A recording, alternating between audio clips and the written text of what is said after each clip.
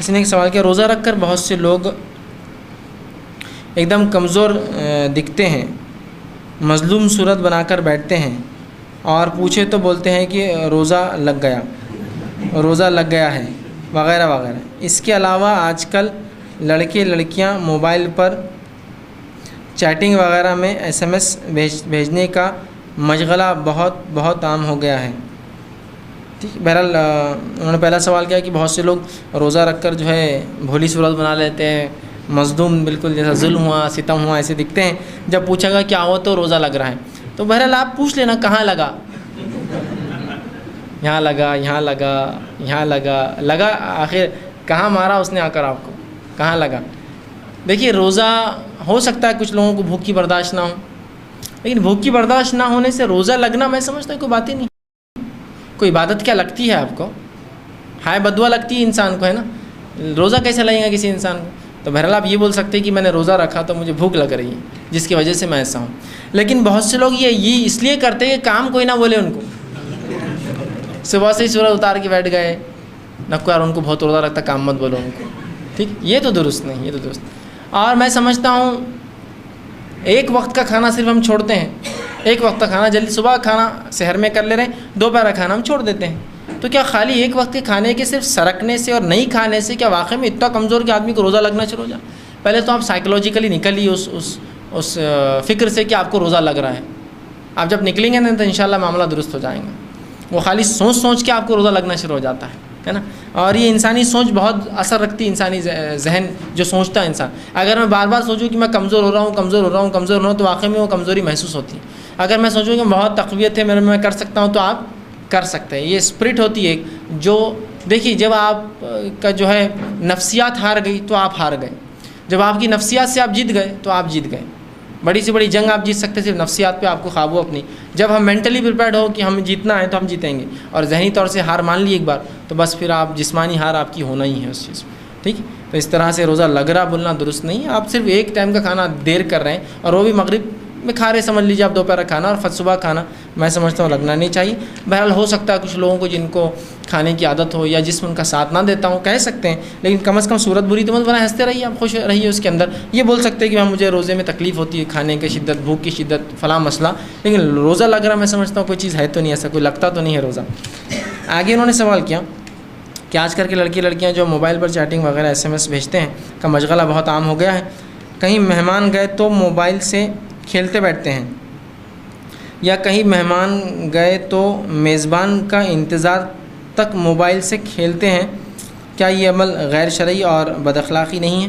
تو دیکھیے سب سے پہلی چیز تو یہ کہ SMS کرنا کوئی شرعی اعتبار سے حرام تو نہیں ہے، لیکن خامخواہ SMS کرنا تو یہ تو غلط ہوگا، اور کسی غیر محرم کو کرنا ہے یوں ہی کرنا، یہ تو اور خطرناک چیز ہو جائیں گی۔ ٹھیک ہے، بات سمجھ میں آ رہی کہ میرا دوست ہے، میری سہیلی ہے، میرا فلاں ہے نا، گرل فرینڈس ہے، بوائے فرینڈس ہے، کر رہے ہیں، یہ بہت بہت بہت بری بات ہے، یاد رکھیں۔ اس کے اثرات سمجھ میں تو نہیں آتے، کیا ہوا SMS تو کر رہے ہیں، ٹھیک، خالی SMS تو کر رہی ہے، SMS کیا گل کھلاتے ہیں سب کو پتہ ہے، نقصانات کہاں کہاں تک لوگوں کو ہوئے، کیا کیا انہوں نے برداشت کیا، اور کیسے کیسے وہ گڑھوں میں گرے، سب کو پتہ ہے۔ ہر فرد گواہی دے سکتا، میں ایسے لوگوں کو گواہی دے سکتا ہوں۔ جب یہ چیٹنگ کا سلسلہ شروع ہوا تھا نیٹ پر، یاہو چیٹ سب سے پہلے آیا تھا ہندوستان کے اندر، تو بہت سے لوگ چیٹ کرتے تھے۔ جب ویڈیو تو بہت مشکل تھا، ٹائپنگ سے چیٹ ہوتی تھی، آڈیو بھی نہیں آتا تھا، یہ اس زمانے کی بات۔ لوگ چیٹ کرتے تھے، اور چیٹنگ میں بہرحال ان کو جو ہے غیر محرموں سے بہت کامن ہو چکا تھا بات چیت کرنا، پھر اس پہ جو ہے تعلقات بھی بن گئے، اس پہ جو ہے رشتے بھی جڑ گئے، اس پہ شادیوں کے فلاں بھی ہو گئے، اور خطبہ نکاح بھی اپنے ہی پڑھ لیا انہوں نے اس کے اوپر، اور شادی بھی کر لی۔ بعد میں واقعات کھلے کہ پہلے شادی شدہ تھا، کئی لوگوں کو ایسے دھوکے دیا ہوا ہے، لے کر گیا فلاں، اتنے مسائل ہوئے جس کی کوئی انتہا نہیں۔ تو یاد رکھیے، احتیاط کیجیے خامخواہ کے SMS سے، خامخواہ کے موبائل کے استعمال سے۔ رہا معاملہ یہ کہ لوگ مہمانوں کے پاس جاتے ہیں موبائل سے کھیلتے ہیں، یہ بہت عجیب بات ہے، یہ بد اخلاقی ہی کہلائیں گی کہ لوگ بس وہ موبائل میں لگے دن رات، گویا ایسا اس کا نکاح ہو گیا اس سے، اس حد تک کہیں بھی گئے کہ موبائل نکال کے سب سے پہلے۔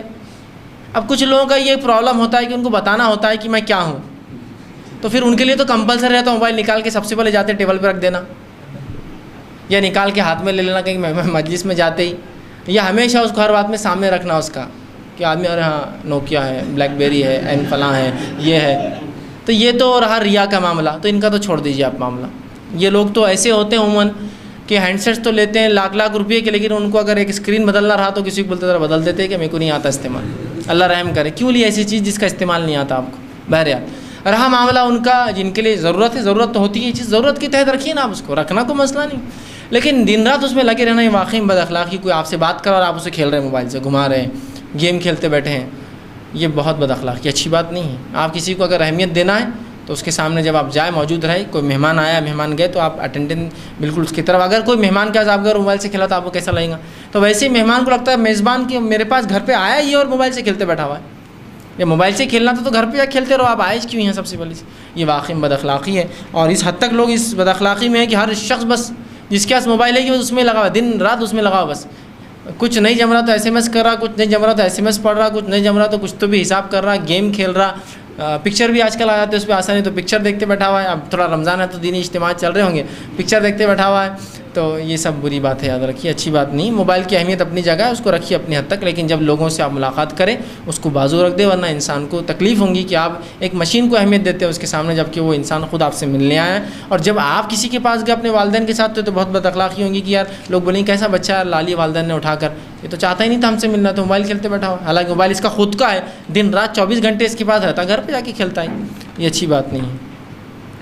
آگے وہ رات بھر کمپیوٹر پہ مصروف بلا وجہ رہتے ہیں اور فجر غائب کرتے ہیں. تو یہ بڑی بری بات ہے کہ اگر کوئی رات بھر کمپیوٹر مصروف بتا اور فجر غائب کرے تو یہ تو بہت بری بات ہے. یہ کمپیوٹر تو فتنہ ہے اس کے لیے، ٹھیک. تو احتیاط کریے، تمام چیزیں یاد رکھیے. ایک مسلمان کے لیے استعمال کی چیزیں ہیں، مسلمان اس کے استعمال کے لیے نہیں. مسلمان جو ہے اس کے لیے نہیں بنا، وہ مسلمان کے لیے بنی ہے. استعمال کیجیے اس کی شرعی حدود میں، اس کے بعد جو ہے اس کو آپ جو ہے ترک کر دیے. اس کے بعد انہوں نے لکھا کہ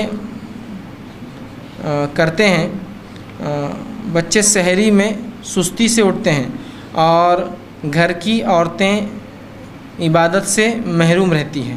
مطلب بچے سحری میں چونکہ دیر سے اٹھتے ہیں، ظاہر سی بات ہے عورتیں عبادت نہیں کر پاتی، ان کو اٹھانا اور وہ کرنا، تو وہ کوشش کرے کہ وہ جلدی اٹھیں.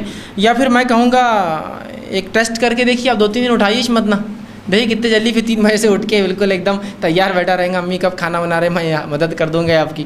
اٹھائیے مت 1-2 دن، خود بھوکا رہیں گا. اور یاد رکھیے روزہ چھوڑتا ہے تو اپنا روزہ چھوڑتا ہے، اپنی عبادت ضائع کرتا ہے، اپنا گناہ اٹھاتا ہے.